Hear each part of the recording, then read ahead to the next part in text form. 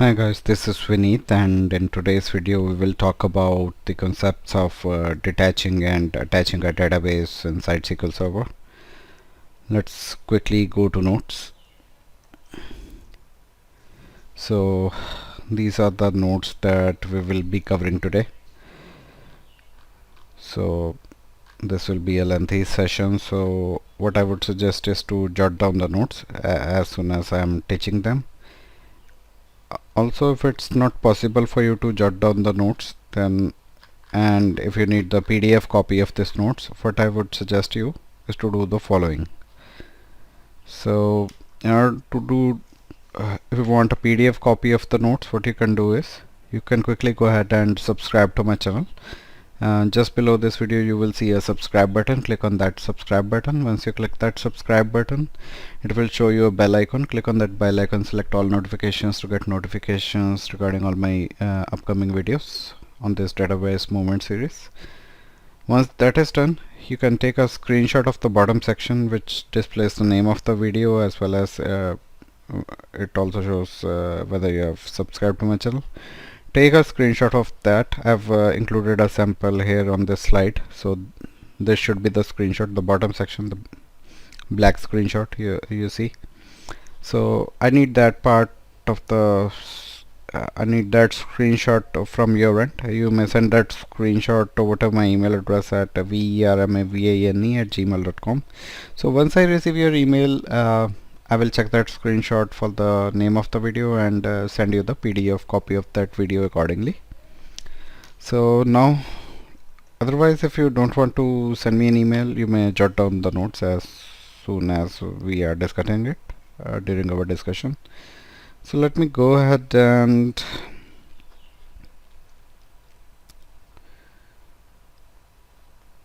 start going through these notes. So today's topic is how you can detach and reattach or attach a database.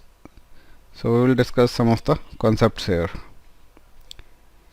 Now let's go through the first point, which is the database and our transaction log files. So every database has a database and a transaction log files. And these files can be detached and attached to the same or another instance of the SQL Server.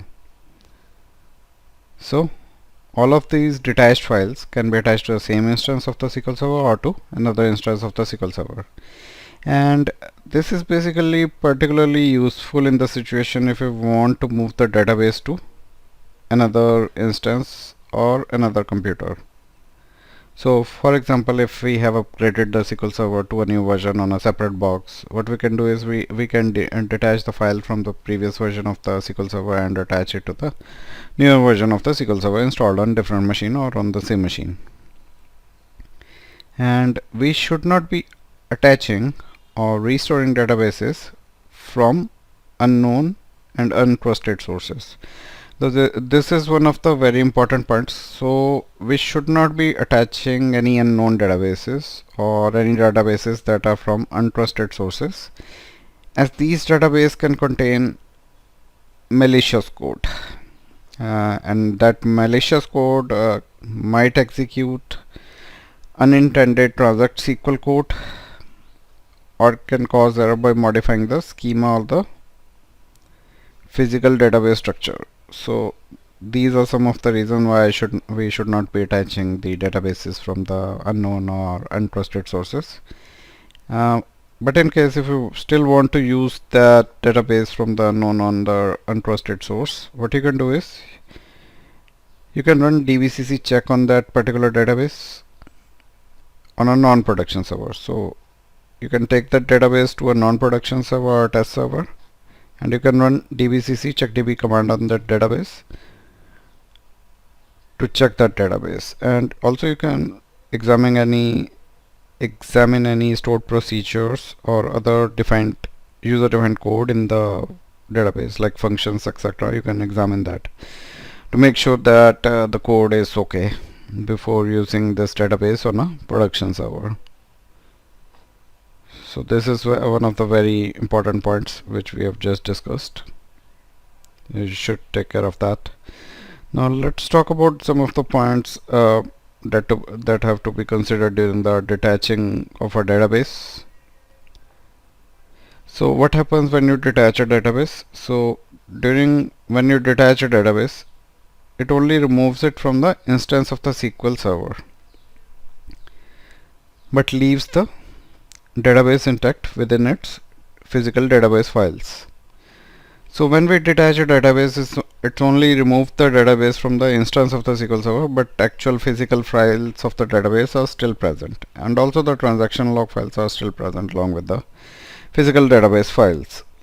And these files can be later used. So these remaining files, the physical files, the data files and the log files, can be later used to attach the database to any instance of the SQL server. So these files are useful for attaching the database to any instance of the SQL server, including the server from the which the database was detached. So it can be attached to the same server, reattached to the same server or same instance of the SQL server, or it can be reattached to another instance of a SQL server on another box as well, or on the same box as well. Next point is, we cannot detach a database if it is replicated or published. So if database is set for publication, or if it is a replicated database, we cannot detach that database. If it's replicated or published, then database must be unpublished first, or we should remove it from replication before we can detach that particular database. We also cannot detach a database if the database snapshot exists on the database. So if you have taken any database snapshots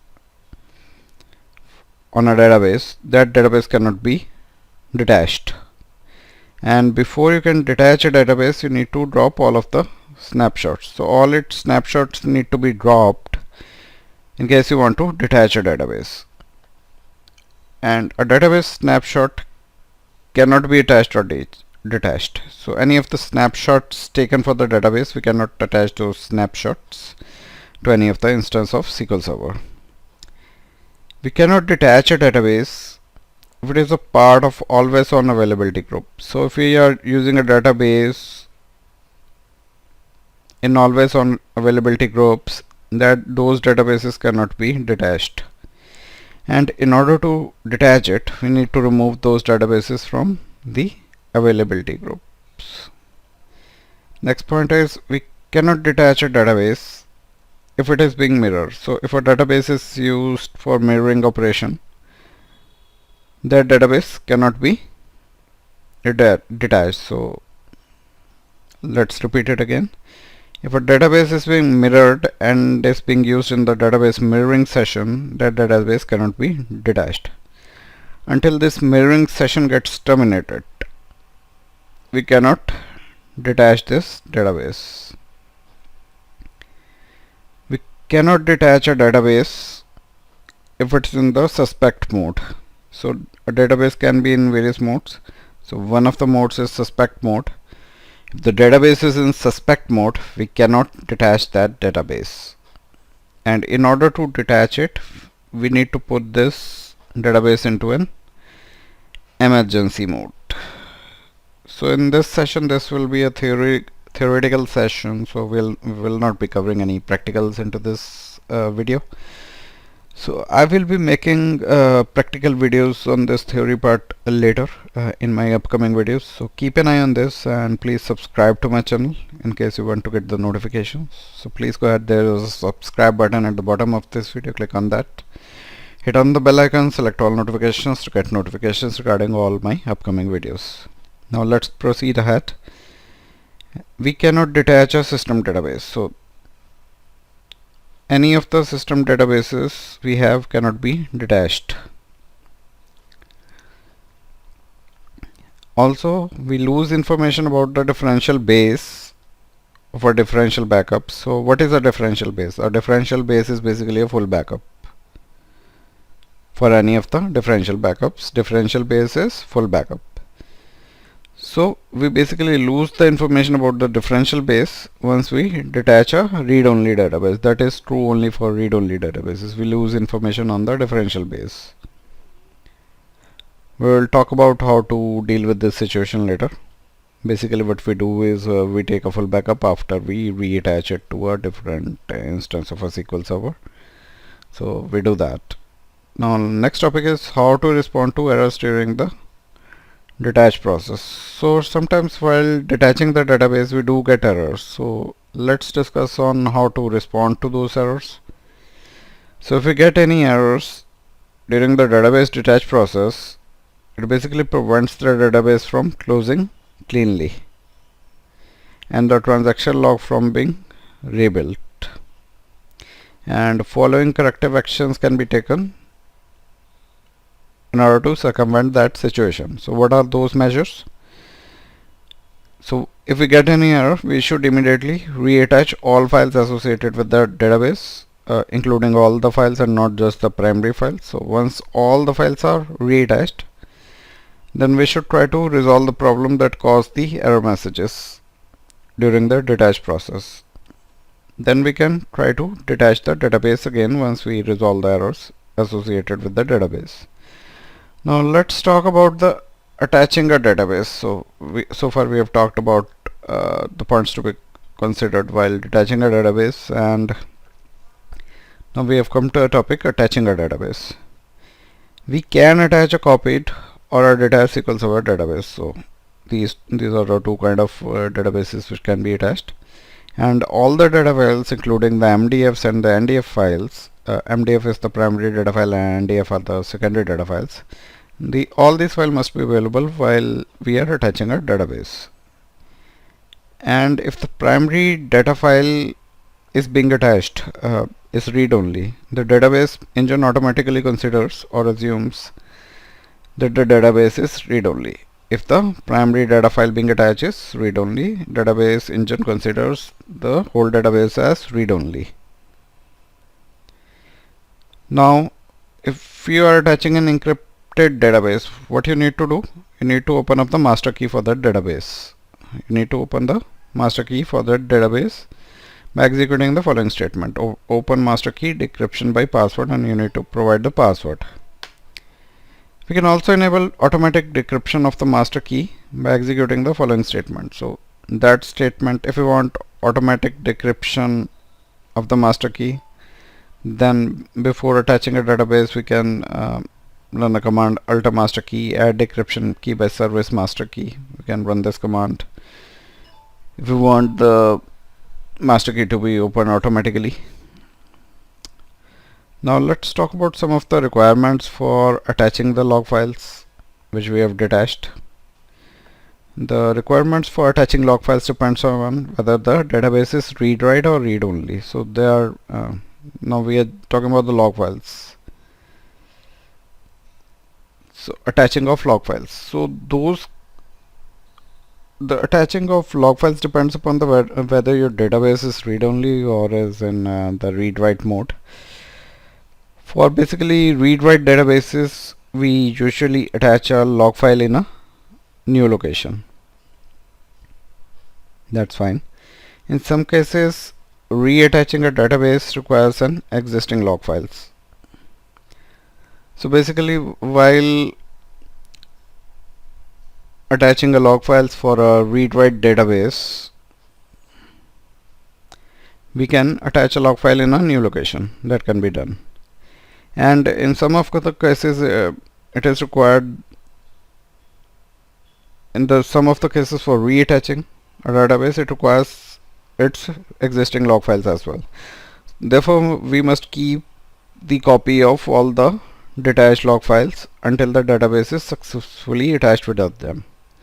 So during the reattach operation, it may sometimes require its existing log files, so we should keep a copy of all the detached log files until the database is fully attached, successfully attached without them.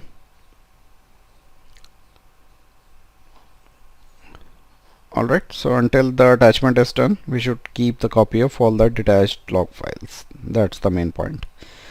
Now, if a read-write database is a single log file, and if we do not specify a new location, so in case we only have a single log file database, and if we do not specify the new location during the reattach operation for the log file, the attach operation looks for the file in the old location. So if we don't specify a new location during the reattach process, it looks for the log files in the old location, and if it founds the log file in the old location, the old log file is used. If not found, and if the database is shut down cleanly and no active log chain is there, the attach operation attempts to rebuild the log file for the database. Let's come to next point. For a read-only database, so far we were talking about the read-write databases. The above 2 points were considering the read-write databases. Now let's talk about the read-only databases. The log files must be available at the location specified in the primary file of the database. So primary file contains the location of the log files. So those log files must be present there for read-only databases. A new log file cannot be built because SQL Server cannot update the log location stored in the primary file. So log location is basically stored in the primary file. So as it is a read-only database, that information cannot be modified in the primary file. So therefore we must keep the log files in the old location so that those can be used. Now let's talk about some of the metadata changes that occurs during the attach process. Now when a read-only database is detached and then reattached, we lose the backup information about the differential base, which is a full backup. So here it is talking that differential base is the most recent full backup of all the data in the database, or it can be a subset of files or file groups of a database. Backup of basically files or file groups of a database. So we lose that information while we detach a read-only database. And with this lost backup information during the detachment process, the master database becomes unsynchronized with the read-only databases. So as soon as we lose this information during detach process, the master database also become unsynchronized with the read-only database, so that differential backups taken thereafter may provide unexpected results. So if we detach a database and any of the differential backups taken after reattaching that database might not be useful and provide unexpected results, so what we should do?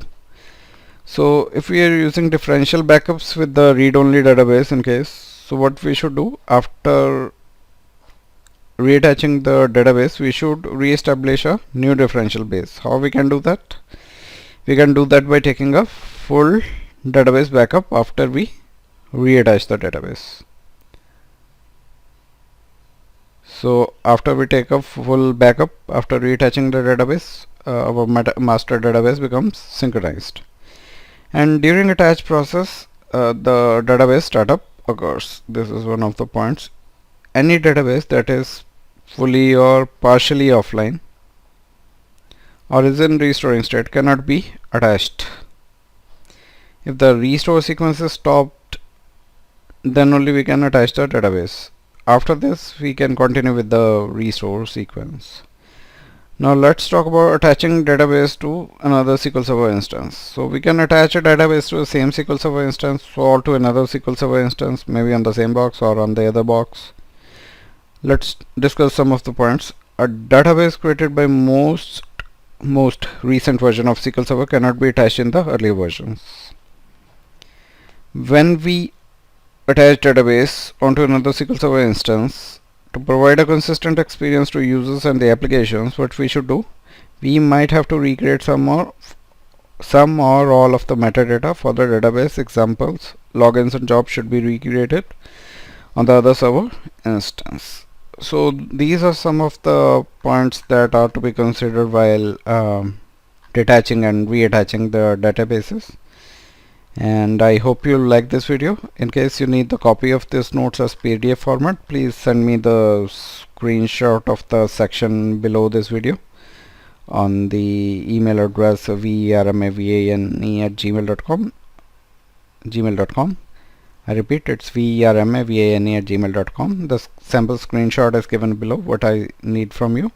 So once I get the screenshots from your end over the email, I will send you the PDF copy of the notes in case you haven't jotted down the notes during our discussion.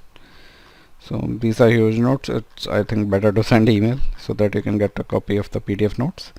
So guys, we are done with this video. In this video we have discussed about the concepts or points to be considered during the detach process and the reattach or the attach process as well.